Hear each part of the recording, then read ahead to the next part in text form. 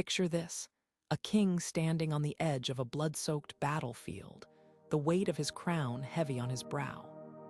The air is thick with the cries of soldiers and the clash of steel, but his gaze is fixed on the horizon. In this moment, he is not just a ruler. He is a man torn between the burning fire of ambition and the icy grip of fear. What drives him to press forward, to risk everything for power, or to retreat into the shadows of uncertainty? This is the heart of the medieval monarch's dilemma, a struggle that shaped the course of history and continues to echo in the decisions of leaders today. Understanding the mindset of these rulers isn't just an exercise in historical curiosity. It's a window into the timeless forces of human ambition, fear, and the relentless pursuit of power. Medieval kings were more than just figures in history books. They were complex individuals navigating a world fraught with danger and opportunity. Their reigns were not merely about conquest or governance. They were a delicate dance of strategy, survival, and self-preservation. Ambition propelled them to expand their kingdoms, to seek glory and legacy. Fear, on the other hand, whispered warnings of betrayal, rebellion, and the fragility of their thrones. Every decision, every alliance, every battle was a calculated move in a high-stakes game of power. But what happens when ambition clashes with fear?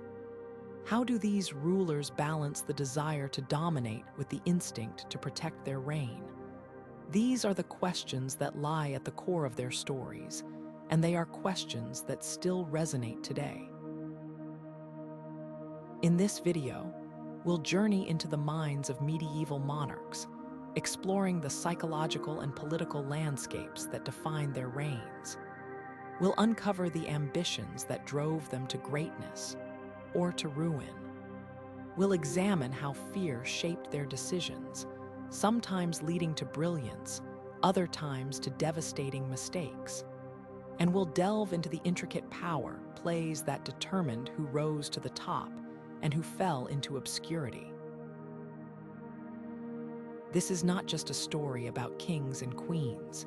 It's a story about human nature, about the forces that drive us all, whether we wear a crown or not. So, join us as we step into the past to uncover the lessons it holds for the present. The journey begins now. Medieval monarchs wielded a kind of power that would seem almost unimaginable today. Their authority was absolute, reaching into every corner of their realm, and their word was, quite literally, law. But this power wasn't just political. It was deeply tied to the divine. Kings and queens were often seen as God's chosen representatives on earth, their right to rule believed to be granted by heaven itself. This idea of divine right gave their authority a sacred weight, making rebellion not just an act of treason, but a sin against the divine order. Yet, even with this divine backing, maintaining power was anything but simple.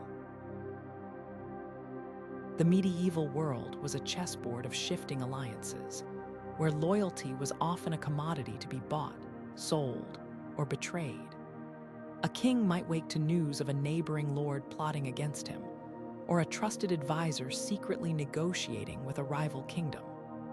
These constant threats forced monarchs to walk a razor's edge, balancing acts of generosity with displays of ruthless strength. Ambition drove them to expand their territories, forge powerful marriages, and build legacies that would outlast them. But fear was always there, lurking in the background. The fear of losing everything, of being overthrown, or of seeing their dynasty crumble. This tension between ambition and fear shaped every decision, from the battlefield to the court. A king who was too ambitious could overextend himself, risking his kingdom's stability. Yet, a ruler paralyzed by fear might hesitate at critical moments, allowing rivals to gain the upper hand. The most successful monarchs found a way to harness both forces, using their ambition to drive progress while keeping their fear sharp enough to anticipate danger. Their stories remind us that power is never static. It must be constantly defended, negotiated, and reasserted.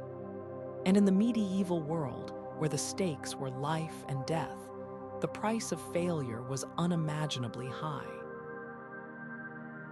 This delicate balance of ambition and fear didn't just shape individual rulers, it shaped entire kingdoms.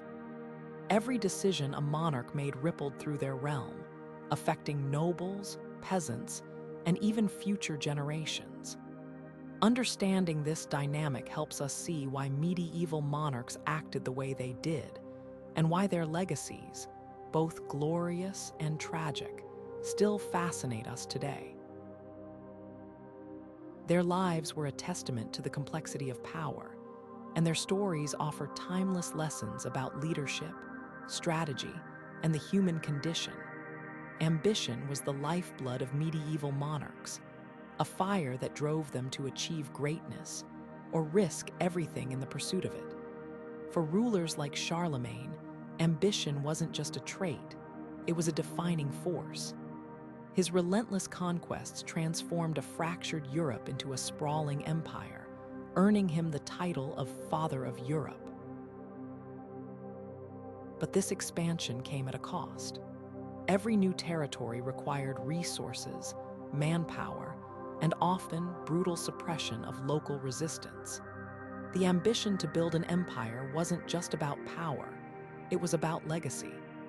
Charlemagne sought to leave behind a unified realm that would stand the test of time, and in many ways he succeeded. His reign became a benchmark for medieval kingship, a testament to what ambition could achieve when paired with vision and determination. Yet, ambition didn't always lead to glory. Take Henry VIII of England, whose obsession with securing a male heir consumed his reign. His desperation led to the dramatic break with the Catholic Church, the dissolution of monasteries, and the execution of those who stood in his way. Henry's ambition wasn't just about personal legacy, it was about ensuring the survival of his dynasty. But in his single-minded pursuit, he left behind a trail of political and religious upheaval that reshaped England for centuries. These examples highlight a crucial tension in medieval kingship, the clash between ambition and moral boundaries. Monarchs often found themselves grappling with the ethical costs of their actions. Was it justified to wage war to expand their kingdom? Could they justify executing rivals or betraying allies to secure their throne? For many, the answer was clear. The ends justified the means. Ambition demanded sacrifices, and those who hesitated risked losing everything. But ambition wasn't just about conquest or survival. It was also about culture and influence. Kings and queens patronized artists, architects, and scholars, using their power to shape the intellectual and artistic landscape of their time. Charlemagne's support for education and the arts sparked the Carolingian Renaissance, a period of renewed learning and cultural flourishing.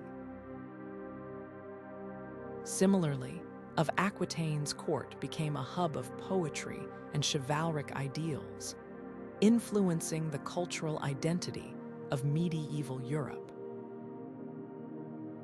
Even so, ambition could be a double-edged sword. While it propelled monarchs to greatness, it also sowed the seeds of their downfall. Overextension, rebellion, and betrayal were constant risks. The very ambition that drove a king to expand his empire could leave it vulnerable to collapse. This delicate balance between aspiration and caution, vision and reality, defined the lives of medieval monarchs and shaped the course of history. Their stories remind us that ambition, while a powerful force, is never without consequences. Fear of betrayal was a shadow that loomed over every medieval monarch, a constant threat that could unravel even the most secure throne.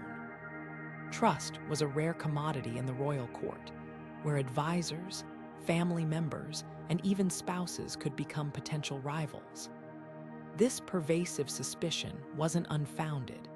History is littered with examples of kings and queens undone by those closest to them. Richard II of England is a stark illustration of this fear. His reign was marked by an increasing paranoia that alienated his nobles and led to violent purges. He executed former allies, believing they plotted against him, only to find his actions fueled further dissent and ultimately his own deposition. For monarchs, the fear of betrayal wasn't just about personal safety. It was about the stability of their rule. A single act of treachery could spark rebellion, weaken their authority, or even cost them their life. This constant threat forced kings and queens to adopt a leadership style defined by caution and control. They surrounded themselves with loyalists, yet even loyalty could be precarious. Rewarding one advisor too generously might breed jealousy among others, while showing too much favoritism could alienate powerful factions. The court became a delicate balancing act, where every decision carried the weight of potential betrayal. This atmosphere of distrust often led to extreme measures. Monarchs like Ivan the Terrible of Russia established secret police forces to root out alleged conspirators, while others relied on spies to monitor even their closest confidants. The Tower of London, infamous for its role as a prison for traitors, stands as a testament to the lengths monarchs would go to protect their power. Yet, these actions often backfired. Executing suspected traitors might eliminate immediate threats, but it also sowed fear and resentment, creating a cycle of suspicion and instability. The fear of betrayal also shaped how monarchs interacted with their families. Succession disputes were a recurring source of tension, with ambitious heirs or siblings often seen as potential usurpers. Henry II of England faced repeated rebellions from his own sons, driven by their desire for power and influence. Even marriages, often used to forge political alliances, could become sources of betrayal. Queens like Anne found themselves caught in the web of court intrigue, where accusations of treason could quickly lead to execution. This culture of fear had far-reaching consequences. It stifled open dialogue, as courtiers hesitated to speak honestly for fear of retribution. It also encouraged a climate of opportunism, where self-preservation often took precedence over loyalty to the crown. Yet, for all its destructive potential, the fear of betrayal also drove monarchs to develop sophisticated political strategies. They learned to manipulate alliances, navigate complex power dynamics, and anticipate threats before they materialized. In this sense, fear became both a burden and a teacher, shaping the very nature of medieval leadership. The legacy of this fear is a reminder of the precarious nature of power in the medieval world. It highlights the human cost of ruling in an era where trust was fragile and betrayal was always a heartbeat away. For monarchs, the throne was not just a seat of power, it was a fortress, constantly under siege from within and without. Their stories offer a glimpse into the psychological toll of leadership, where fear and ambition were often two sides of the same coin. Religion was the cornerstone of medieval monarchs' worldview, shaping their decisions and providing a framework for both their ambitions and their fears. For rulers, faith was not just a personal belief, but a powerful tool to legitimize their authority and justify their actions. The idea of divine right, the belief that monarchs were chosen by God, gave them an unshakable sense of purpose and a moral high ground that few dared to challenge. This divine mandate allowed kings and queens to present their wars as holy endeavors, their laws as expressions of divine will, and their reigns as part of a sacred order. The Crusades offer a striking example of how religion intertwined with ambition. Leaders like Richard the Lionheart of England and Philip II of France framed their military campaigns as holy missions, rallying knights and peasants alike with promises of spiritual rewards. These wars were not just about territorial expansion. They were about securing a place in history as defenders of the faith. Yet beneath the pious rhetoric lay a complex mix of motivations, consolidating power, expanding influence, and even personal glory. The Crusades demonstrate how faith could be both a sincere conviction and a strategic tool, blurring the lines between devotion and ambition. Religion also played a crucial role in navigating the fears that haunted monarchs. In an uncertain world plagued by wars, plagues, and political instability, rulers turned to the church for reassurance and guidance. They sought the blessing of the Pope, donated to monasteries, and commissioned grand cathedrals, not just to honor God, but to secure divine favor and protection. This relationship with the church was a double-edged sword. While monarchs relied on the clergy to validate their rule, they also had to contend with the church's immense power and influence. The investiture controversy, a clash between the papacy and rulers like Henry IV of Germany, illustrates this tension. The conflict over who had the authority to appoint bishops was not just a theological debate, but a battle for control over the political and spiritual landscape of medieval Europe.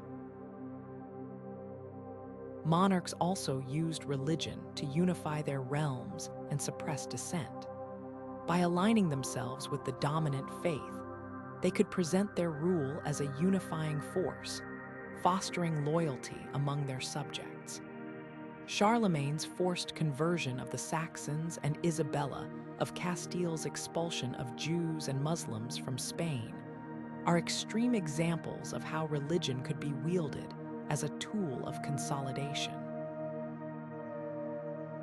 Yet this approach often came at a cost, sowing division and resentment among those who did not share the ruler's faith.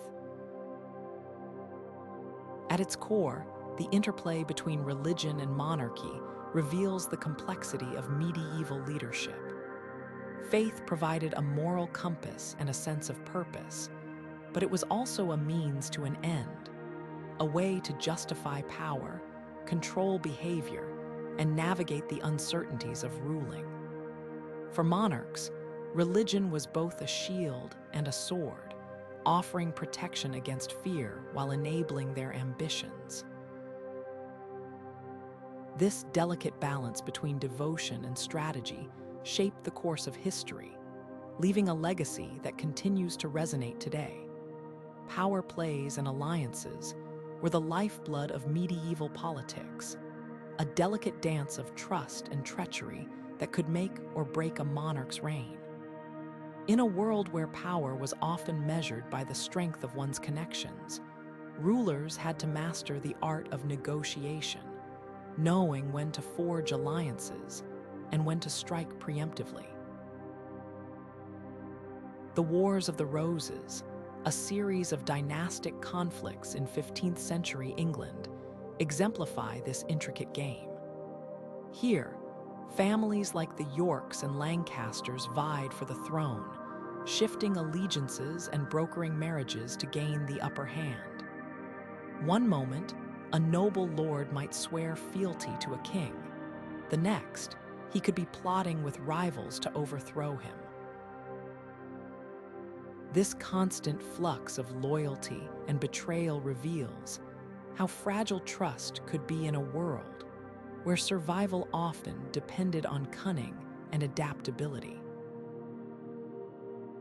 The 100 Years' War between England and France offers another glimpse into the complexities of medieval alliances.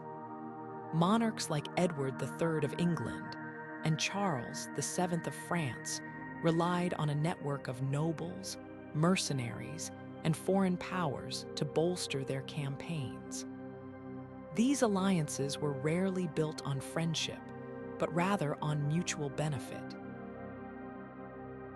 A king might promise land, titles, or wealth to secure support, but such promises were only as good as the ruler's ability to deliver.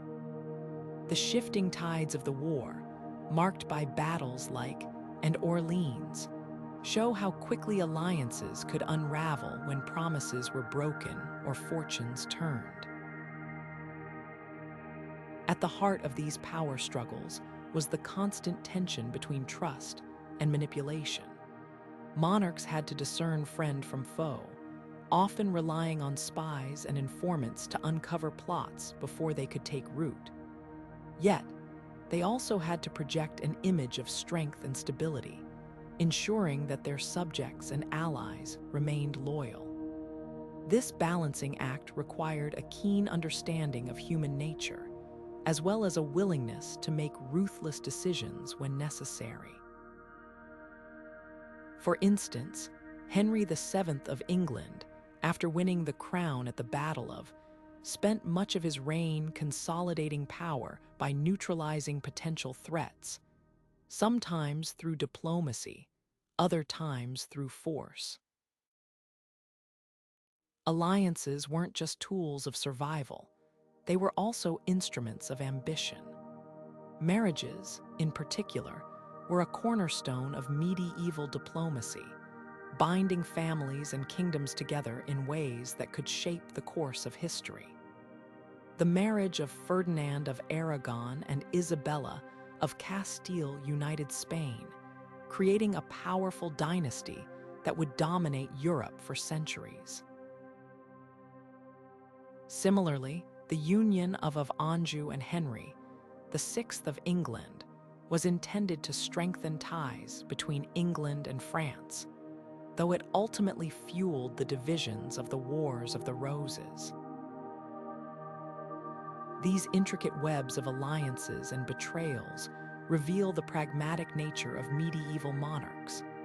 They understood that power was not just about military might or divine right, but also about navigating the human landscape, winning hearts, breaking promises, and always staying one step ahead of rivals. In this high-stakes game, the winners were those who could balance ambition with caution, trust with skepticism, and loyalty with self-interest. Their stories remind us that the path to power was rarely straightforward, shaped as much by strategy and cunning as by swords and crowns. The weight of leadership in the medieval world was far more than a ceremonial burden. It was a psychological strain that shaped every decision a monarch made. Imagine the constant pressure of knowing that one misstep could lead to rebellion, betrayal, or even death. Monarchs lived with the ever-present threat of assassination, often surrounded by courtiers whose loyalty was questionable at best. This environment created a mindset of perpetual vigilance, where trust was a luxury few could afford. For rulers like Richard II of England, this paranoia became a defining feature of their reign. His fear of treachery led to increasingly erratic decisions, alienating allies and fueling the very unrest he sought to avoid. The stakes were high, and the consequences of failure were often catastrophic. A ruler's downfall could mean not only their own demise, but the collapse of their dynasty and the destabilization of an entire kingdom. This pressure forced monarchs to make decisions that were as much about survival as they were about governance. Take, for example, Henry VIII of England, whose desperate quest for a male heir led to the dramatic break with the Catholic Church. While this move secured his legacy, it also plunged England into decades of religious turmoil, showing how the psychological burden of leadership could have far-reaching consequences. The mental toll of ruling extended beyond immediate threats to the deeper anxiety of legacy. Monarchs were acutely aware that their actions would be judged not only by their contemporaries, but by history itself. This concern often drove them to pursue grand projects, building castles, commissioning art, or launching military campaigns as a way to cement their place in the annals of history. Yet, these efforts could also backfire. Edward II of England, for instance, spent lavishly on personal indulgences and unpopular favorites, leaving a legacy of financial ruin and political instability that ultimately led to his deposition and murder. The psychological burden of leadership also took a personal toll, shaping the character and behavior of rulers in profound ways. Some, like Louis XI of France, became master manipulators, excelling in the art of political intrigue while isolating themselves from genuine human connection. Others, like Mary, Queen of Scots, struggled to balance the demands of leadership with their own emotional vulnerabilities, a tension that ultimately contributed to her tragic downfall. These rulers were not just figures of power. They were human beings navigating an extraordinary set of pressures, each responding in ways that reflected their unique personality and circumstances. Understanding this psychological dimension helps us see medieval monarchs not as distant, untouchable figures, but as individuals grappling with immense responsibilities and insecurities. Their decisions, whether brilliant or disastrous, were shaped by the weight of their roles, a weight that continues to shape how we remember them today. In this light, their legacies become not just a record of their achievements, but a testament to the human cost of power. Behind every medieval monarch stood a network of courtiers and advisors, each wielding influence that could shape the fate of a kingdom. These individuals often held the keys to power, not just through their official roles, but through their ability to sway a ruler's decisions. The relationship between a monarch and their advisors was a delicate dance, one that required trust, but also constant vigilance. For rulers, relying on advisors was essential for managing the complexities of governance, yet it also opened the door to manipulation and intrigue. Take Thomas, for example, one of the most influential figures in the court of Henry VIII. His rise to power was built on his skill in navigating the treacherous waters of Tudor politics. He became indispensable to Henry, orchestrating the king's break with the Catholic Church and the dissolution of the monasteries. Yet, his influence came at a cost. His actions, though often in service to the king, were also driven by his own ambitions. When he overreached, pushing for Henry's ill-fated marriage to Anne of Cleves, he fell from grace, ultimately meeting his end on the executioner's block. Story illustrates the precarious position of advisors, powerful, but always at risk of becoming scapegoats when their schemes backfired. Monarchs faced a constant challenge in balancing their reliance on advisors with the need to retain control. Those who leaned too heavily on their courtiers risked becoming puppets, their authority undermined by those who whispered in their ears. At the same time, rulers who distrusted their advisors too much could find themselves isolated, making decisions based on incomplete or biased information. Elizabeth I of England mastered this balance with remarkable skill. She surrounded herself with capable advisors like William, but she never allowed any one individual to dominate her court. Her ability to listen, weigh advice, and make independent decisions was key to her long and successful reign. The influence of courtiers extended beyond politics into the personal lives of monarchs. Advisors often played a role in shaping royal marriages, alliances, and even the education of heirs. Jean, a trusted companion of Louis IX of France, not only advised the king on military matters, but also documented his reign, providing a window into the king's character and decision-making process. These relationships could be sources of strength, but they could also become vulnerabilities. When advisors prioritized their own interests over those of the crown, the consequences could be devastating. Understanding the role of courtiers and advisors gives us a clearer picture of how power operated in medieval courts. These individuals were more than just background figures. They were active participants in the political theater, shaping the decisions that defined an era. Their stories remind us that history is not just about the actions of kings and queens, but also about the intricate web of relationships that surrounded them. In this light, the medieval court becomes a stage where ambition, loyalty, and manipulation played out in a complex and often unpredictable drama.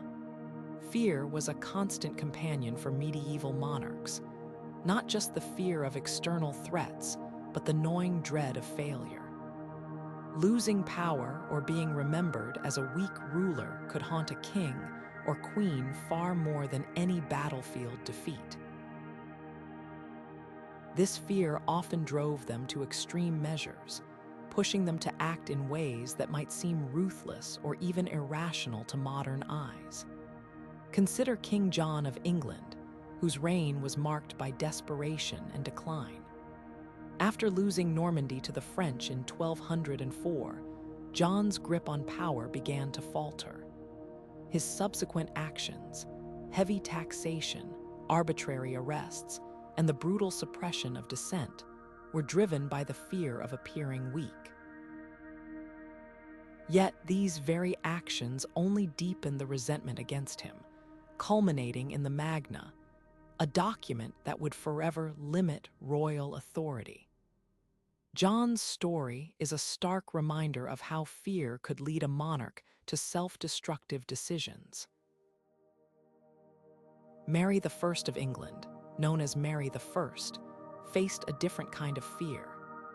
As the first woman to rule England in her own right, she inherited a kingdom deeply divided over religion. Her determination to restore Catholicism and secure her throne led to policies that earned her the nickname Bloody Mary. Mary's fear of failure was not just about losing power, but about being seen as unfit to rule due to her gender. This fear drove her to harsh measures, including the execution of hundreds of Protestants. While she succeeded in re-establishing Catholicism during her reign, her actions left a legacy of bitterness that would overshadow her accomplishments. The fear of failure could also push monarchs to take risks that seemed unimaginable. Take Richard the Lionheart, whose relentless pursuit of glory on the battlefield was partly fueled by the need to prove his worth as a king. His famous crusade to the Holy Land was as much about securing his legacy as it was about religious fervor. Richard's fear of being seen as anything less than a heroic warrior drove him to extraordinary feats, but it also led to prolonged absences from his kingdom, leaving it vulnerable to instability. For many rulers, the fear of failure was not just personal but dynastic. The survival of their family line, the continuation of their bloodline, and the preservation of their legacy weighed heavily on their decisions. This fear could lead to alliances, marriages, and even betrayals, all in the name of securing the future. The stakes were high, and the consequences of failure were not just personal shame, but the potential collapse of an entire dynasty. Understanding this fear helps us see medieval monarchs not just as powerful figures, but as deeply human. Their actions, often harsh or desperate, were shaped by the immense pressure to succeed in a world where failure could mean losing everything. This fear was a driving force behind their decisions, a constant shadow that influenced how they ruled, how they fought, and how they sought to be remembered. In the end, their legacy is not just one of power and ambition, but also of the fear that drove them to both greatness and downfall. Family ties were both a source of strength and a breeding ground for treachery in the medieval world.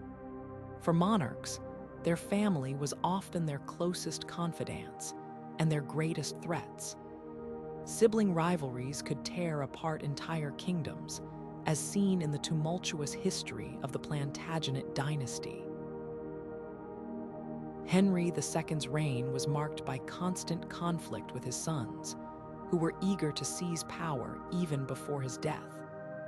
Richard the Lionheart and the infamous John the each vied for influence, leading to a series of rebellions that would weaken the family's hold on England and its territories.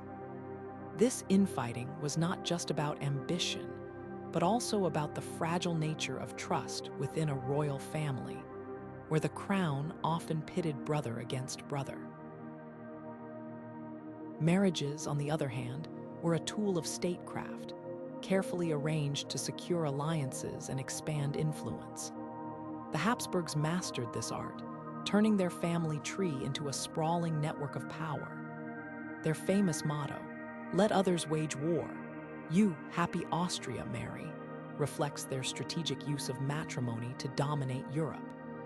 Through carefully planned unions, the Habsburgs amassed an empire that stretched from Spain to Hungary, ensuring their dominance for centuries.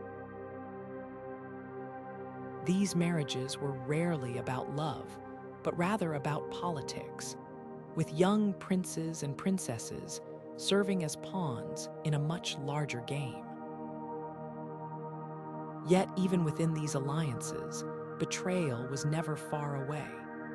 The Medici family of Florence, for example, used their connections to secure power, but their internal rivalries often undermined their success. Brother turned against brother, and cousins plotted against one another, all in the pursuit of control.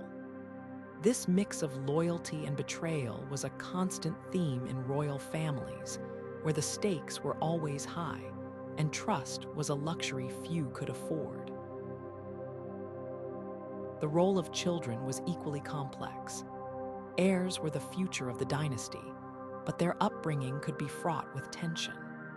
Edward III of England, known for his military prowess, faced challenges with his own sons, whose competing ambitions would eventually lead to the Wars of the Roses. The pressure to produce an heir could also drive monarchs to desperate measures, as seen with Henry VIII of England, whose obsession with securing a male heir led to multiple marriages and a break with the Catholic Church. Family was the bedrock of medieval power, but it was also its greatest vulnerability. Monarchs had to navigate a delicate balance between relying on their kin and guarding against their potential treachery. These dynamics reveal the human side of medieval rulers, who were not just political figures, but also parents, siblings, and spouses, grappling with the same emotions and conflicts that shape any family. In the end, the story of medieval monarchy is as much about family as it is about power, showing how deeply intertwined the two truly were. Warfare was more than just a tool for medieval monarchs. It was a defining force that shaped their very mindset. The lure of conquest offered a chance to secure glory, expand territories, and cement their legacy, but it also carried the constant risk of devastating losses. For rulers like William the Conqueror, victory in battle could mean the difference between establishing a dynasty and fading into obscurity. The Norman conquest of England in 1066 was a gamble that paid off, transforming William from a Duke of Normandy into a king. Yet, even in triumph, the stakes were immense. One misstep, one lost battle, could unravel years of effort and leave a monarch vulnerable to rivals or rebellion. The In Spain is another compelling example of how warfare shaped monarchs' ambitions and fears. Spanning centuries, this struggle to reclaim the Iberian Peninsula from Muslim rule was both a religious crusade and a political necessity. Monarchs like Ferdinand III of Castile saw each victory as a step toward uniting their kingdoms under Christian rule, but the constant threat of setbacks loomed large. Every campaign required immense resources, money, soldiers, and alliances, and failure could weaken their authority at home while emboldening enemies abroad.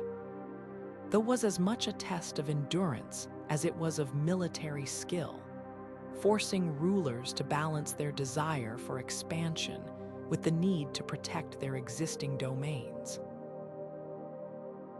Beyond the battlefield, warfare also influenced how monarchs governed. The need to fund armies and fortifications often led to heavier taxes and strained relationships with their subjects. Richard the Lionheart, for instance, spent much of his reign abroad, fighting in the Third Crusade, leaving England to grapple with the financial burdens of his campaigns. This disconnect bred resentment, showing how the pursuit of military glory could destabilize a kingdom from within. At the same time, the psychological toll of warfare was profound. Monarchs lived with the constant awareness that their decisions could lead to triumph or catastrophe. The crushing defeat of Harold at the Battle of Hastings not only ended his reign, but also altered the course of English history. For every William the Conqueror, there was a Harold, a reminder that the line between victory and defeat was perilously thin. This duality of ambition and fear became a cornerstone of the medieval monarch's worldview, driving them to seek security through strength while always wary of the fragility of their power. In the end, warfare was not just a means to an end, but a lens through which monarchs viewed their world. It shaped their decisions, their relationships, and their very sense of identity. The thrill of victory could elevate a ruler to legendary status, but the specter of defeat was a constant shadow, reminding them of the precarious nature of their rule. This tension between conquest and survival defined the medieval mindset, leaving a legacy that continues to fascinate us today. Commanding respect wasn't just about military might or political maneuvering. Medieval monarchs understood the power of perception. To solidify their rule, they turned to propaganda, art, and symbolism, crafting narratives that portrayed them as rightful, even divine, leaders. Take, for example, the way Arthurian legends were revived and adapted by rulers like Henry, II of England. By associating themselves with the mythical King Arthur, monarchs tapped into a story of unity, chivalry, and divine right. This wasn't just storytelling. It was a deliberate strategy to link their reigns to a heroic, almost otherworldly past, making their authority feel timeless and unshakable. Portraits played a similar role, serving as visual propaganda.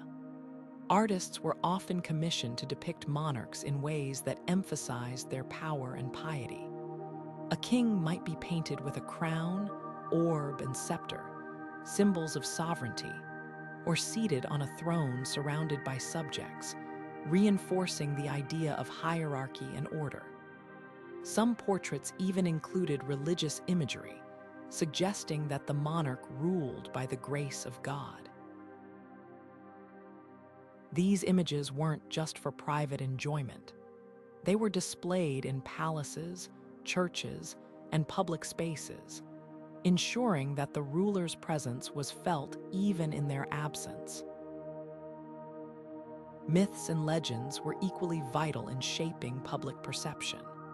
The story of Richard the Lionheart, for instance, was carefully curated to present him as a valiant crusader and protector of Christendom. While the reality of his reign was far more complex, the myth of Richard as a warrior king endured, bolstering his legacy and inspiring loyalty. Similarly, the notion of the divine right of kings became a cornerstone of medieval political thought. Monarchs claimed that their authority was granted by God, making disobedience not just a crime, but a sin.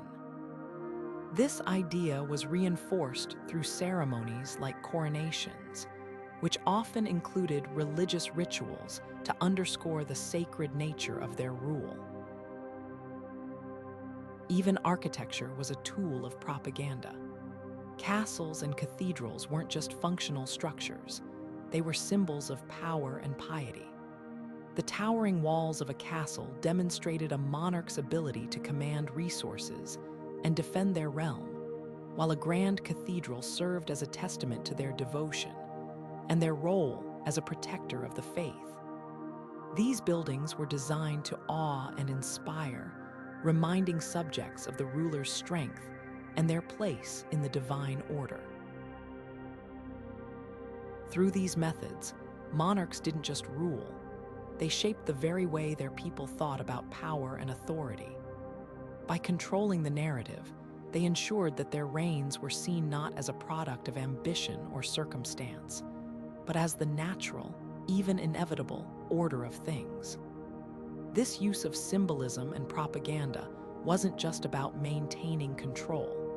It was about creating a legacy that would endure long after their deaths, cementing their place in history and the collective imagination. Monarchs in the medieval period lived with a constant paradox. They needed to appear invincible, yet they were often haunted by profound fears. This duality shaped their decisions in ways that could seem contradictory, but were deeply strategic. On one hand, they projected an image of unshakable authority, often through dramatic public displays. Show trials, for example, were not just about punishing dissent. They were theater, designed to remind everyone of the consequences of challenging the crown. A single trial could send ripples of fear through the realm, reinforcing the monarch's power without the need for constant repression. Yet behind the scenes, these rulers were acutely aware of their vulnerabilities. Assassination plots, rebellions, and even natural threats like illness could end their reign in an instant. This fear often drove them to extremes, from building secret networks of spies to executing entire families suspected of treason. The infamous case of Henry VIII's paranoia about betrayal led to the downfall of trusted advisors like Thomas More and Anne. illustrating how fear could cloud judgment and destabilize even the most secure thrones. At the same time, monarchs understood that ruling solely through fear was dangerous. A populace gripped by terror might obey, but they could also erupt into rebellion. This is where the concept of mercy came into play. Public acts of clemency, pardoning a rebel leader or sparing a condemned prisoner, were carefully calculated. They allowed rulers to appear both just and benevolent, balancing their fearsome reputation with a touch of humanity. Edward III, for instance, famously pardoned rebels during the Peasants' Revolt, not out of kindness, but to restore order and maintain his image as a fair and rightful ruler. The line between fear and respect was razor-thin. Too much fear could alienate subjects, while too much leniency could make a monarch appear weak. Successful rulers navigated this balance by using fear as a tool, not a weapon. They instilled enough dread to deter challenges, but also cultivated loyalty through acts of fairness and justice. Charlemagne, for example, was known for his strict enforcement of laws. Yet he also earned admiration by investing in education and infrastructure, showing that he cared for his people's well-being. This delicate interplay between fear and authority reveals the complexity of medieval rule. Monarchs had to be both lion and lamb, projecting strength while managing their own insecurities. Their ability to maintain this balance often determined whether their reigns were remembered as periods of stability or chaos. In the end, the paradox of fear and authority wasn't just a challenge. It was a defining feature of medieval kingship, shaping the legacies of some of history's most iconic rulers. Gender played a pivotal role in shaping the experiences and strategies of medieval monarchs, particularly for queens who navigated a world built for men. Female rulers like of Aquitaine and Isabella of Castile faced unique challenges that their male counterparts rarely encountered. In a society where power was often equated with physical strength and martial prowess, queens had to redefine what authority looked like. Of Aquitaine, for example, was not only a queen, but also one of the most powerful women of her time, wielding influence across both France and England. Yet, her power was constantly scrutinized and challenged, forcing her to rely on diplomacy, alliances, and a sharp political mind to maintain her position. Isabella of Castile faced similar obstacles, but carved her own path to greatness. As a queen in a male-dominated world, she understood the importance of projecting strength while adapting to the expectations of her time. Her marriage to Ferdinand of Aragon was of political strategy, uniting two powerful kingdoms and creating a partnership that reshaped the Iberian Peninsula. But Isabella's role was far from secondary. She actively participated in governance, military campaigns, and even the infamous Spanish Inquisition, demonstrating that a queen could lead just as effectively as any king. Yet the challenges these women faced were immense. Female rulers often had to work twice as hard to prove their legitimacy, battling not only external enemies, but also the prejudices of their own courts. Fear of rebellion or usurpation was a constant concern, as many subjects struggled to accept a woman in command. This fear drove queens to adopt unique strategies for asserting power. Some, used their influence as mothers and regents to shape the next generation of rulers, ensuring their legacy endured. Others, like Isabella, relied on religious fervor and the consolidation of authority to solidify their rule. The mindset of these queens was shaped by a delicate balance. They had to be both nurturing and ruthless, compassionate and decisive. This ability to navigate the treacherous politics of medieval Europe and Isabella's determination to unify Spain under her rule show how gender could be both a hurdle and a source of strength. These women didn't just adapt to the world around them, they reshaped it, leaving a lasting impact on history. Their stories remind us that leadership in the medieval world wasn't just about wielding power. It was about understanding the complexities of human relationships and leveraging every available tool, whether diplomacy, marriage, or faith, to achieve one's goals. For queens, the stakes were higher, but so too were the opportunities to redefine what it meant to rule. Through their resilience and ingenuity, they proved that even in a man's world, a woman could be a force to be reckoned with. Personal loss was a profound force that shaped the decisions and destinies of medieval monarchs, often pushing them toward greater ambition or deeper fear. The death of a spouse, heir, or trusted ally could shatter even the most hardened ruler, leaving them vulnerable, yet sometimes more determined than ever. Take Henry II of England, whose relationship with Thomas Becket, once a close friend and confidant, ended in tragedy. When Becket was murdered in Canterbury Cathedral, Henry was consumed by guilt and grief. This loss haunted him, influencing his policies and relationships with the Church, as he sought to atone for what many saw as his indirect role in the murder.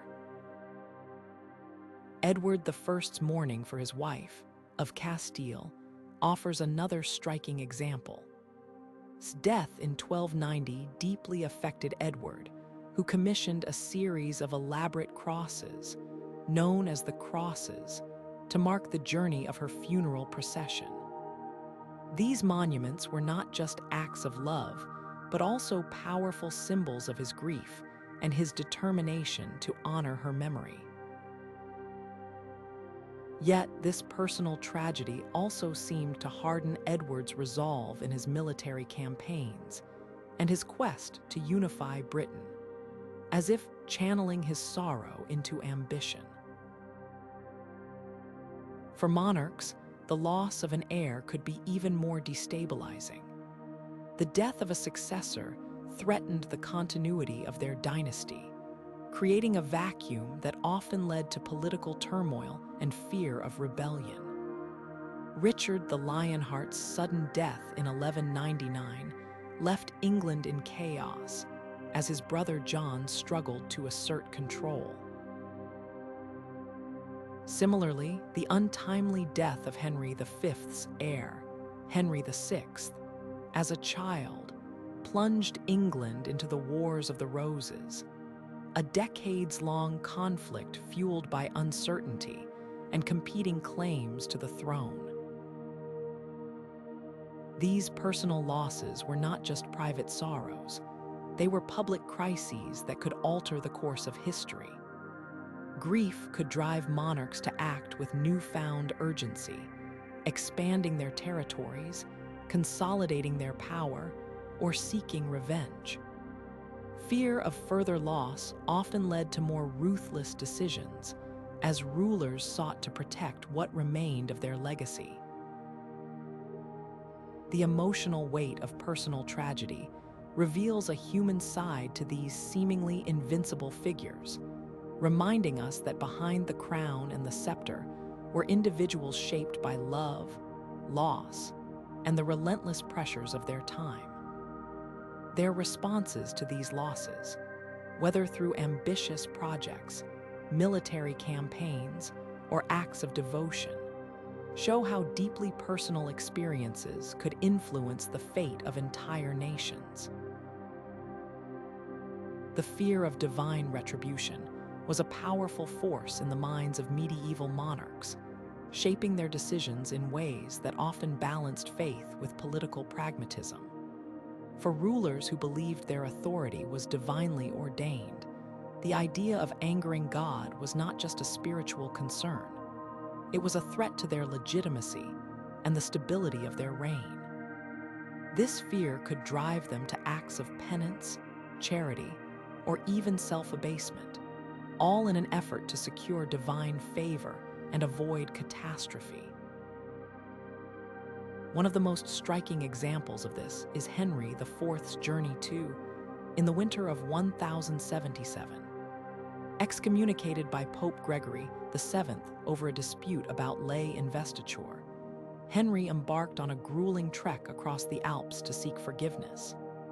Standing barefoot in the snow for 3 days outside the Pope's castle, Henry's humiliation was a calculated move to restore his standing with the Church, and by extension, with God. This act of penance not only lifted his excommunication, but also reinforced the idea that even kings were subject to divine authority.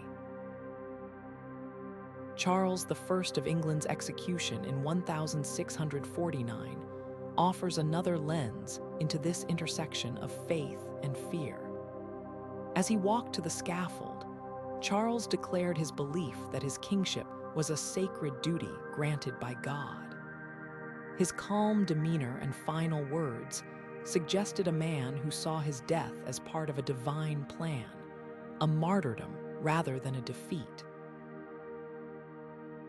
This belief in divine justice shaped his actions throughout his reign, as he sought to rule in accordance with what he saw as God's will, even as it led to conflict with Parliament and ultimately to his downfall.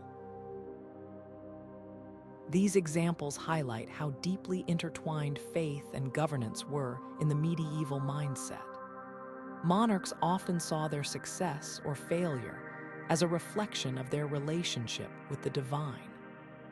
Acts of humility, such as public penance or lavish donations to the Church, were not merely pious gestures, but strategic moves to demonstrate their piety and secure God's favor.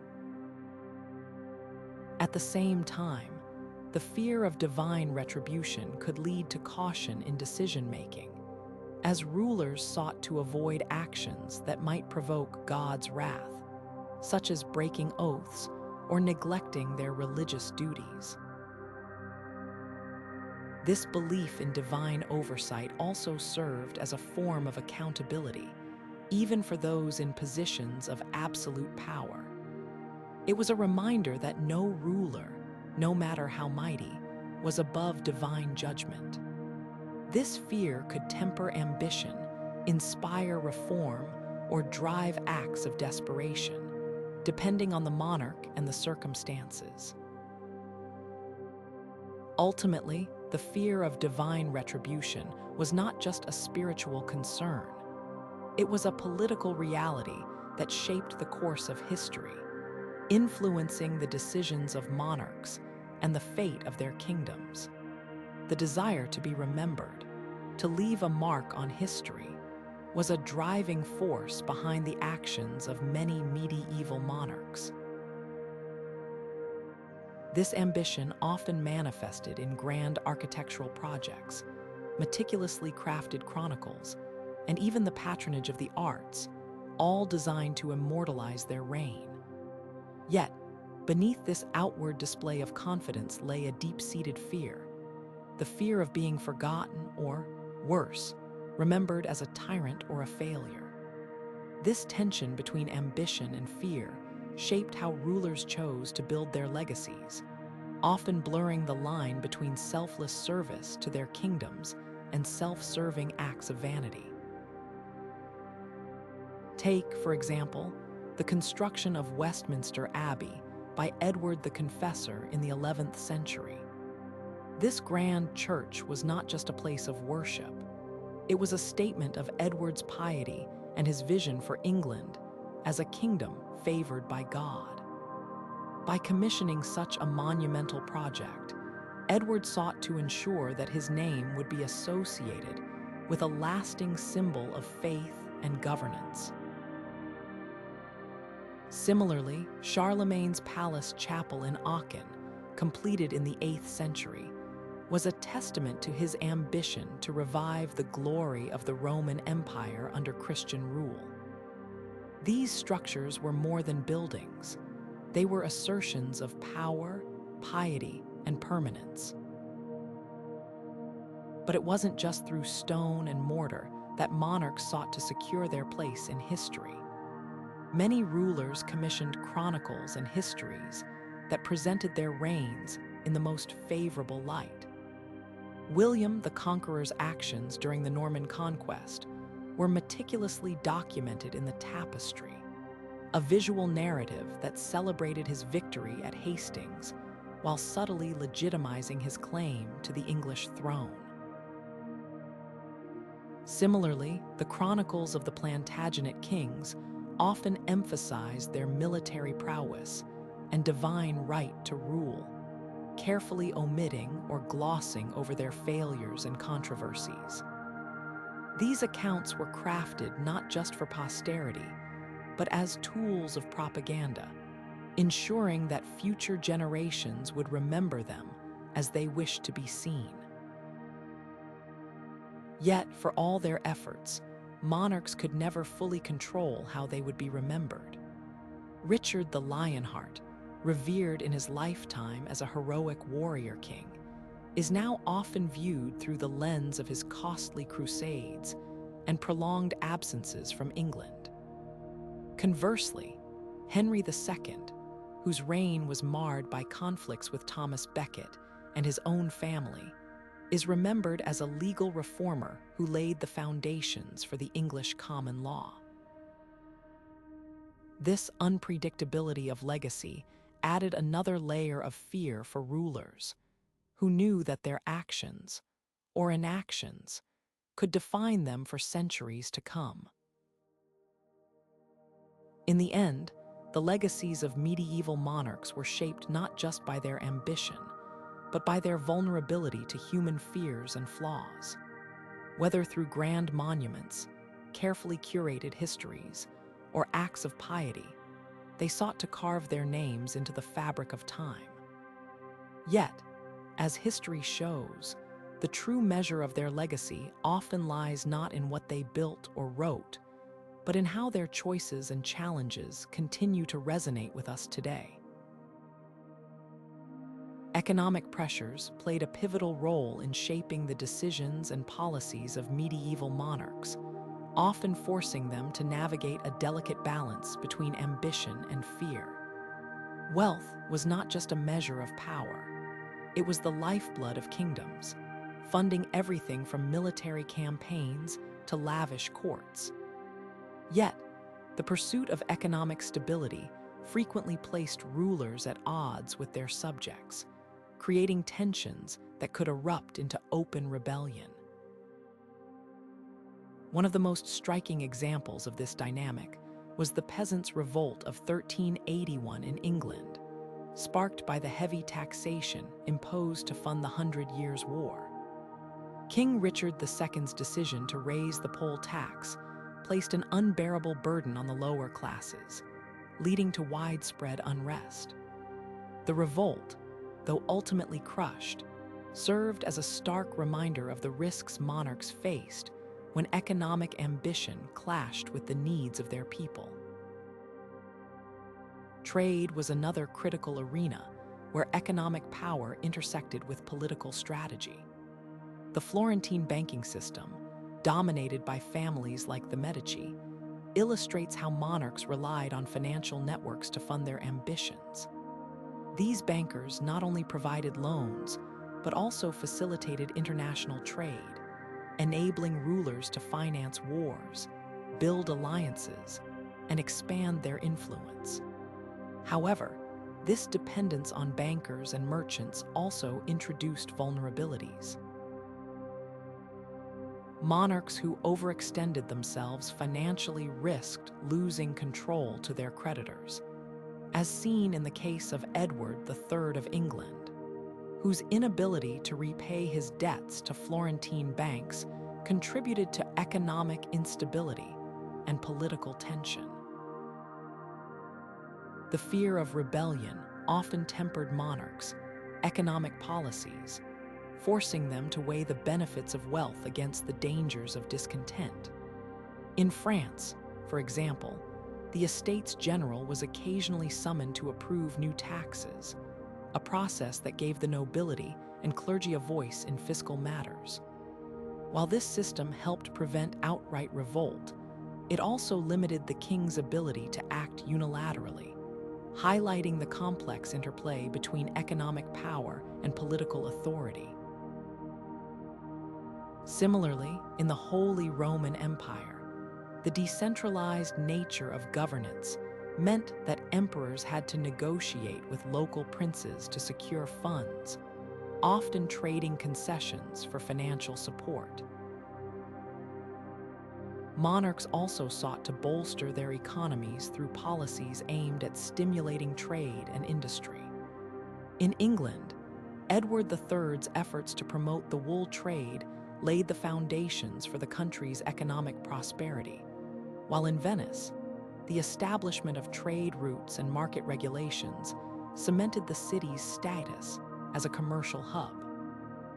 These initiatives, though often driven by ambition, had lasting impacts on the economic landscapes of their realms. Yet, for all their efforts to manage economic pressures, monarchs could never entirely escape the risks associated with their policies. The pursuit of wealth often required difficult choices, from imposing taxes to engaging in trade wars, each carrying the potential for backlash. The balance between ambition and fear was a constant challenge, shaping not only the decisions of medieval rulers, but also the fates of their kingdoms. Through their struggles to navigate this complex terrain, we gain insight into the profound ways economics influenced the power dynamics of the medieval world. The fear of foreign invasion loomed large over medieval monarchs, shaping their decisions in profound and lasting ways. This constant threat forced rulers to adopt a range of strategies, from defensive measures to aggressive responses, all aimed at safeguarding their realms. One of the most immediate reactions to this fear was the construction of fortifications. Castles, city walls, and fortified towns became symbols of security, designed to deter invaders and protect the population. In England, the Norman conquest led to the rapid construction of motte and bailey castles, which served as both military strongholds and administrative centers. Similarly, the Crusader states in the Holy Land built formidable fortresses like chevaliers to defend against Muslim forces. These structures were not just physical barriers. They were statements of power and resilience, reinforcing the monarch's authority in the face of external threats. The Viking raids of the 9th and 10th centuries illustrate how invasion fears could reshape entire regions. Coastal towns and monasteries, vulnerable to sudden attacks, often became ghost towns as people fled inland. In response, rulers like Alfred the Great organized defensive strategies, including the creation of fortified settlements that provided refuge and allowed for rapid mobilization of forces. Alfred's efforts not only repelled Viking incursions, but also laid the groundwork for a centralized English state. This kind of innovation highlights how the fear of invasion could drive monarchs to develop new systems of governance and defense. Diplomatic alliances were another critical tool in the monarch's arsenal. Facing the Ottoman expansion in the 15th century, European rulers often set aside their rivalries to form coalitions. The fall of Constantinople in 1453 sent shockwaves through Christendom, prompting leaders like Pope Pius II to call for a united front against the Ottomans.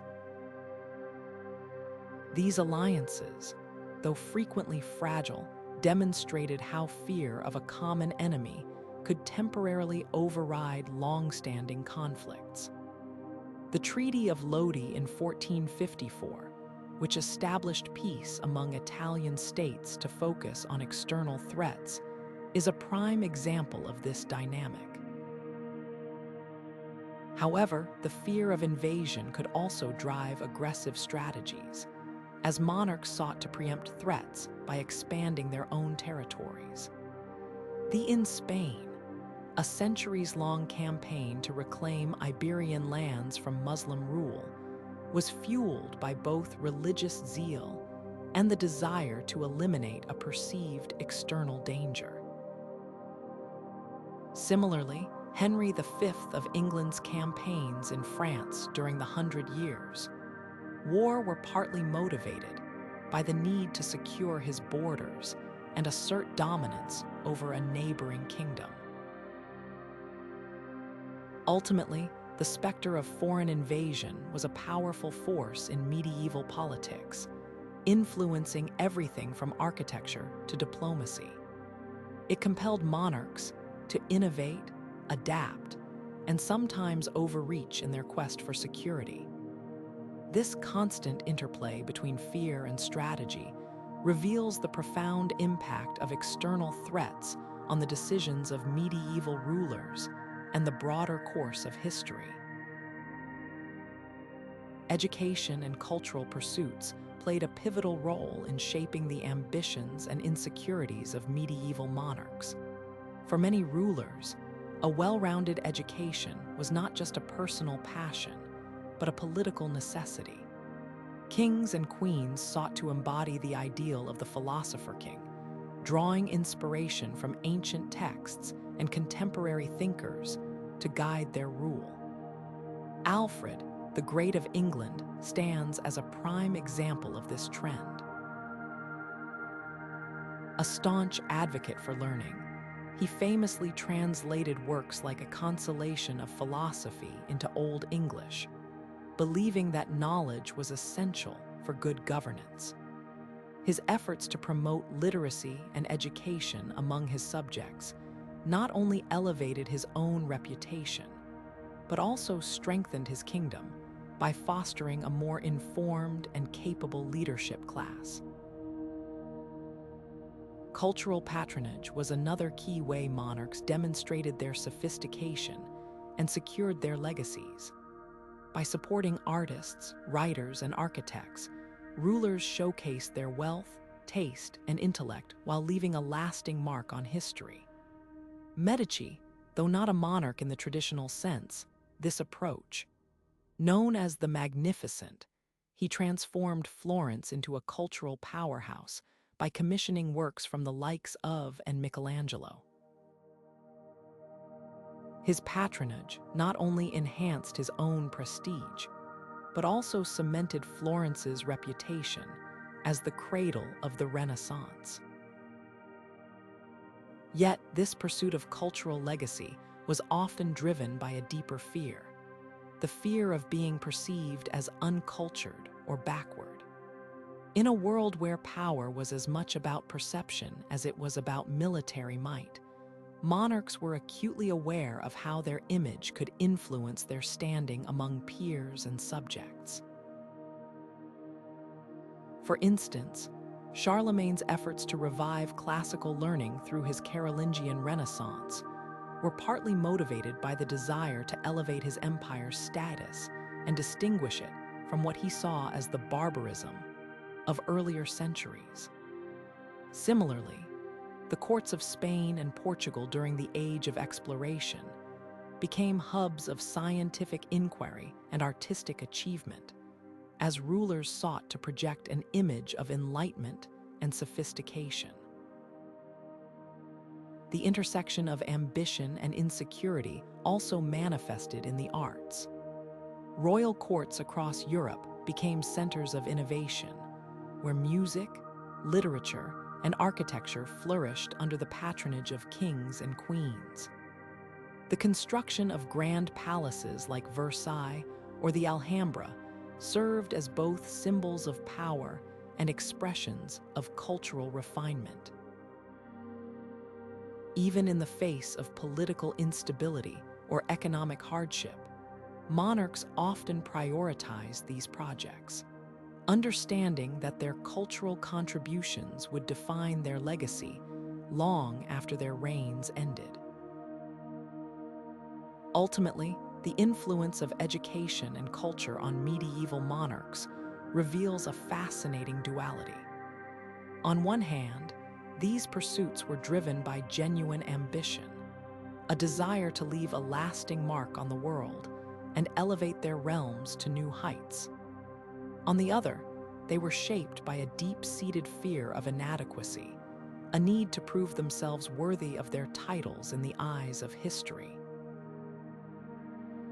This interplay between aspiration and anxiety not only shaped the personal lives of rulers, but also left an indelible imprint on the cultural landscape of their times. Succession crises were among the most psychologically taxing challenges medieval monarchs faced, deeply shaping their ambitions and fears. The absence of clear inheritance laws or the presence of multiple claimants to the throne created an environment of perpetual uncertainty, forcing rulers to constantly secure their positions and legacy. A prime example is the period known as the Anarchy in 12th century England, where the struggle between Empress Matilda and King Stephen plunged the kingdom into nearly 2 decades of civil war. This conflict not only devastated the land, but also left a lasting mark on the psyche of future monarchs, who became hyper-aware of the dangers posed by disputed successions. Henry II, Matilda's son, went on to establish clearer rules of inheritance to prevent such turmoil, reflecting how the trauma of succession crises could drive long-term policy changes. The War of the Spanish Succession in the early 18th century offers another stark illustration of how these crises influenced royal decision-making. When Charles II of Spain died without a clear heir, his throne became the prize in a continent-wide conflict involving major powers like France, Austria, and Britain. Monarchs of the time were forced to navigate not only the political instability at home, but also the shifting alliances and rivalries abroad. This crisis underscored the importance of diplomatic marriages and treaties as tools to secure succession, as well as the need for rulers to maintain strong alliances to protect their dynasties. The psychological toll of such conflicts was immense, as monarchs lived with the constant fear that their life's work could unravel the moment they passed the crown to an unprepared or contested heir. These succession crises also fueled a sense of urgency among monarchs to consolidate power and strengthen their rule. Many rulers took drastic measures to ensure their chosen successor would ascend without challenge, from imprisoning potential rivals to rewriting laws in their favor. For instance, Henry VIII of England famously broke with the Catholic Church and dissolved monasteries, in part to secure a male heir, illustrating how deeply the fear of succession instability could influence even the most personal and spiritual decisions. At the same time, these crises often pushed monarchs to seek innovative solutions, such as creating more centralized bureaucracies or fostering alliances through strategic marriages to mitigate the risks of future disputes. The psychological impact of these crises extended beyond the rulers themselves, shaping the broader political and cultural landscape of their realms. Subjects, too, lived in fear of the chaos that could follow a monarch's death, leading to widespread instability and a longing for strong, decisive leadership. This collective anxiety often reinforced the authority of the crown, as people saw a stable monarchy as the best defense against the chaos of succession disputes. Yet, it also placed immense pressure on rulers to prove themselves worthy of their position, driving them to pursue ambitious projects and policies that could solidify their legacy. Ultimately, succession crises were a double-edged sword for medieval monarchs. While they fueled a relentless drive to secure and expand power, they also instilled a deep-seated fear of losing it. This interplay between ambition and insecurity shaped not only the decisions of individual rulers, but also the course of history, leaving a lasting legacy that continues to fascinate and inform our understanding of power and leadership. Crime and punishment were central tools in the arsenal of medieval monarchs, wielded not just to maintain order, but to assert absolute authority and instill fear. Public executions, in particular, served as powerful spectacles of royal power, designed to send a clear message to both potential dissenters and the general populace. These events were often meticulously staged, turning the act of punishment into a theatrical display of the monarch's dominance. For example, during the reign of Henry VIII, the execution of high-profile figures like Thomas More and Anne was not merely about eliminating threats, but also about demonstrating the king's unassailable control over life and death. Such acts were intended to quash any notion of resistance, reinforcing the idea that defiance would be met with swift and brutal consequences. Torture was another method monarchs used to extract information, enforce obedience, and deter rebellion. While it may seem barbaric by modern standards, torture was often justified as a necessary means to protect the stability of the realm. The Spanish Inquisition, though primarily a religious institution, operated with the tacit approval of the monarchy and employed brutal methods to root out heresy and dissent. The psychological impact of these practices extended far beyond the immediate victims, creating an atmosphere of pervasive fear that discouraged even the slightest hint of opposition. In this way, torture became not just a tool for interrogation, but a mechanism for maintaining control over the collective psyche of the populace. One of the most striking examples of a monarch using harsh laws and punishment to assert authority is the reign of Ivan the Terrible of Russia. Known for his extreme paranoia and ruthless methods, Ivan implemented a system of terror to consolidate his power. A state policy that involved the creation of a loyal guard and the confiscation of land from the nobility was accompanied by widespread executions and acts of violence. Ivan's brutal tactics, including the infamous massacre of Novgorod, were designed to crush any potential opposition and assert his dominance over both the aristocracy and the common people. The legacy of his reign illustrates how fear and punishment can be used to centralize power, even at the cost of immense human suffering. Harsh laws were another key component of monarchical control, often designed to deter rebellion and maintain social order. The draconian punishments prescribed for even minor offenses served as a constant reminder of the monarch's authority. For instance, in medieval England, the penalty for treason was particularly gruesome, involving hanging, drawing, and quartering. Such punishments were not just about retribution, but about sending a clear message to the populace. The monarch's power was absolute, and any challenge to it would be met with unimaginable cruelty. Yet, the use of crime and punishment as tools of control also had unintended consequences. While it may have deterred rebellion in the short term, it often sowed seeds of resentment and fear that could lead to long-term instability. The reign of Mary I of England, known as Bloody Mary, is a case in point. Her brutal persecution of Protestants not only failed to restore Catholicism, but also alienated large segments of the population, ultimately undermining her authority and tarnishing her legacy.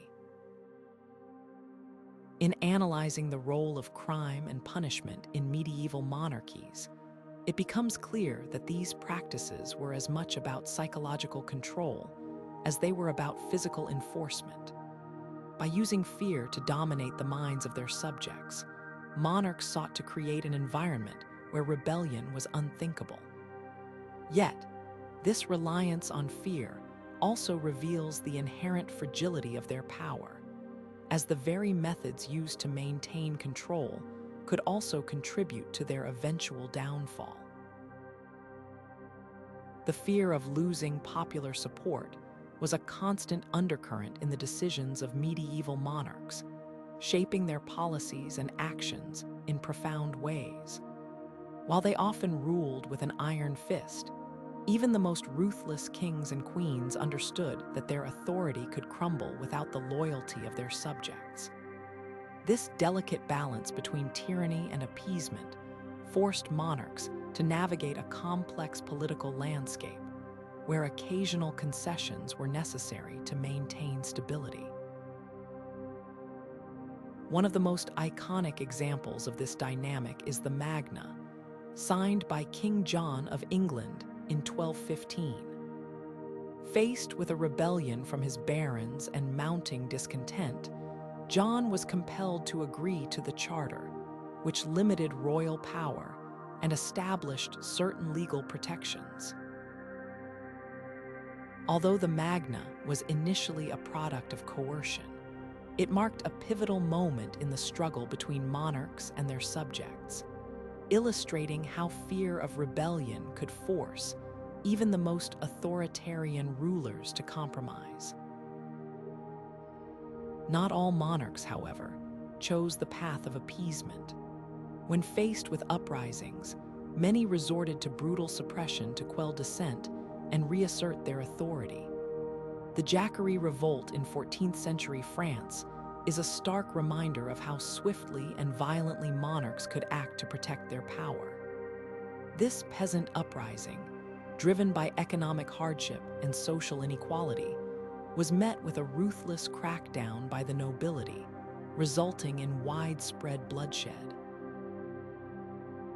The French monarchy's response to the Jacquerie underscored the lengths to which rulers would go to preserve their dominance, even at the cost of exacerbating tensions with their subjects. This approach, while effective in the short term, often sowed the seeds of future unrest, as the underlying grievances of the populace remained unaddressed. In contrast, some monarchs recognized the value of cultivating goodwill among their people as a means of securing their reign. Acts of benevolence, such as granting charters to towns or reducing taxes during times of hardship, were strategic moves designed to foster loyalty and prevent unrest. These gestures, though often calculated, could significantly enhance a monarch's standing and create a sense of shared interest between ruler and ruled. Yet, even these acts of appeasement had their limits. Monarchs had to carefully weigh the benefits of popular support against the risks of appearing weak or losing control. Too much leniency could embolden challengers, while too much repression could ignite rebellion. This constant balancing act reveals the paradox of medieval monarchy. The very power that made monarchs seemingly invincible also made them acutely vulnerable. Their authority depended not only on their ability to command fear, but also on their capacity to inspire loyalty. The fear of losing popular support was, in many ways, the ultimate check on their power, a reminder that even the most absolute rulers were bound by the realities of their subjects' lives. In examining this tension, we gain a deeper understanding of the complexities of medieval governance and the enduring interplay between authority and consent. Personal vendettas often played a defining role in the actions of medieval monarchs, shaping not only their reigns, but also the broader political landscape of their time. King Richard I, known as Richard the Lionheart, provides a striking example of how personal rivalries could drive significant historical events. His enmity with Saladin, the Sultan of Egypt and Syria, was not merely a clash of empires, but a deeply personal feud fueled by their mutual desire for glory and dominance. During the Third Crusade, Richard's decisions were often motivated by his determination to outwit and outmaneuver Saladin, whether in battle or in negotiations. This rivalry became a central force in shaping the course of the crusade, illustrating how personal animosity could influence the fate of entire regions. Similarly, Edward II of England found himself entangled in bitter conflicts with his own barons, conflicts that were rooted as much in personal grievances as they were in political disputes. His favoritism towards certain advisors, particularly peers and later, alienated many of his nobles and created deep divisions within his court. The barons' resentment was not just about power, but also about perceived slights and betrayals, which escalated into open rebellion. The eventual deposition and brutal execution of Edward were as much a result of these personal vendettas as they were of his political missteps. His reign serves as a cautionary tale of how personal animosities can undermine even the most entrenched authority. These personal motives rarely existed in isolation. They were often intertwined with broader political strategies. For Richard, his rivalry with Saladin became a rallying point for Christian Europe, uniting disparate factions under the banner of the Crusades. For Edward, his conflicts with the barons were part of a larger struggle over the balance of power between the monarchy and the nobility. In both cases, personal vendettas were leveraged to achieve political ends, blurring the lines between individual ambition and statecraft. Yet, the consequences of these feuds extended far beyond the individuals involved. They could destabilize entire kingdoms, lead to costly and protracted wars, and leave lasting legacies of mistrust and division. The interplay between personal vendettas and political goals reveals a crucial aspect of medieval monarchy: the inseparability of the ruler's personality from their reign. Understanding these dynamics offers a richer perspective on the complexities of power and the human motivations that shaped history. Technological advancements in the medieval era were double-edged swords for monarchs, offering both opportunities for greater power and risks of destabilization. Siege engines, for instance, revolutionized warfare, allowing rulers to breach previously impenetrable fortresses and expand their territories. King Edward I of England, known as Edward, famously employed massive trebuchets during his campaigns in Wales and Scotland, using their destructive power to assert dominance. Yet, The same technology also forced monarchs to invest heavily in fortifications, fearing that their own castles could become vulnerable. This arms race between offense and defense reshaped the strategies of conquest and control, highlighting how innovation could simultaneously strengthen and threaten a ruler's authority. The introduction of gunpowder in the late medieval period marked another seismic shift, altering the balance of power in ways that monarchs could scarcely have imagined. Initially viewed with suspicion and even fear, gunpowder weapons like cannons and handguns gradually became essential tools of warfare. Henry VIII of England embraced this new technology, modernizing his artillery to maintain England's military edge. However, the spread of gunpowder also posed a significant threat to the established order. It diminished the role of traditional knightly combat, empowering common soldiers and leveling the battlefield in ways that unsettled the aristocracy. Monarchs had to navigate this tension, harnessing the power of innovation while mitigating the risks it posed to their control.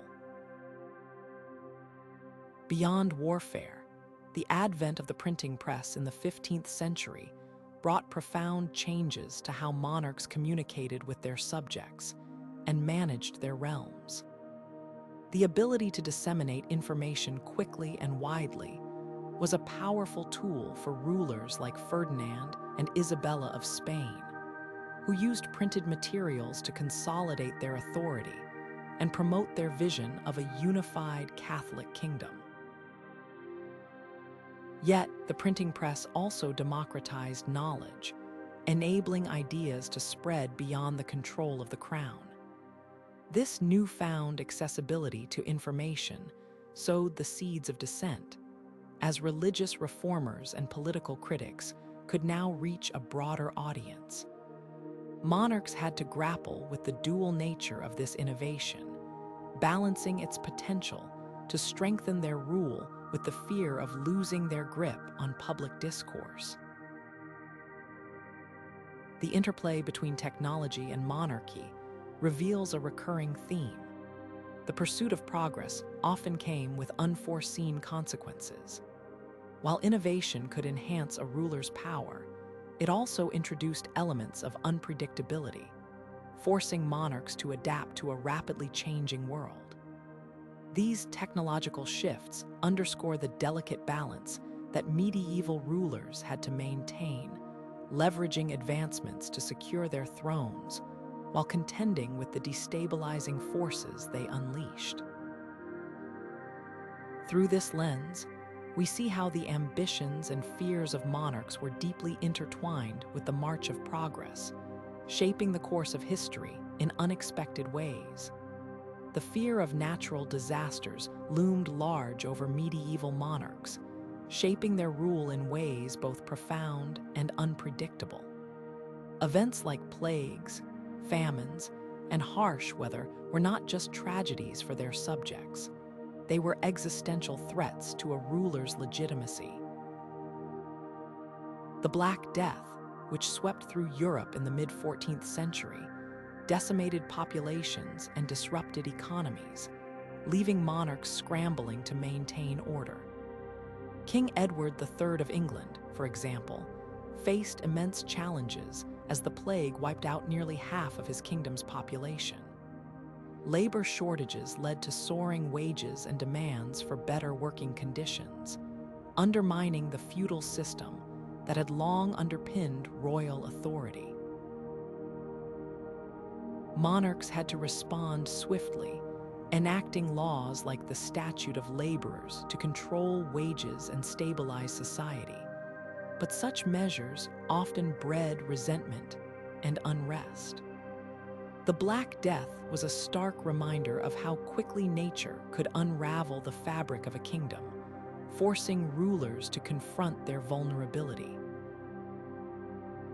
Famine was another constant specter, capable of destabilizing even the most secure realms. The Great Famine of 1315 to 1317, triggered by years of unrelenting rain and poor harvests, plunged Europe into a crisis of hunger and despair. Monarchs like Philip V of France found their treasuries drained as they attempted to import grain and alleviate suffering. Yet, their efforts often fell short, leading to widespread anger and even uprisings. In England, King Edward II struggled to manage the crisis, facing accusations of mismanagement and incompetence. Famine not only weakened the populace, but also eroded trust in the monarchy, as people questioned why their rulers could not protect them from such disasters. These events underscored a harsh reality. Even the most powerful monarchs were at the mercy of forces beyond their control. Natural disasters also had a profound psychological impact on medieval rulers, fueling a sense of fear and fatalism. Many saw these calamities as divine punishment for their sins or failures, prompting them to seek spiritual solutions. King Richard II of England, for instance, turned to pilgrimage and prayer during times of crisis, hoping to appease an angry God.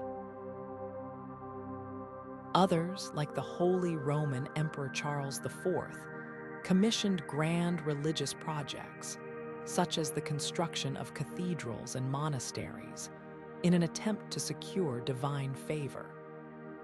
These responses reveal how deeply intertwined faith and fear were in the medieval mindset, shaping not only personal behavior, but also national policy.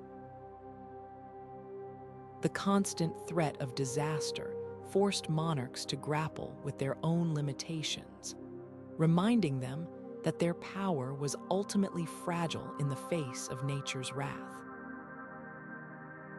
In the end, natural disasters were a crucible for medieval monarchs, testing their ability to lead and adapt in the face of unimaginable challenges.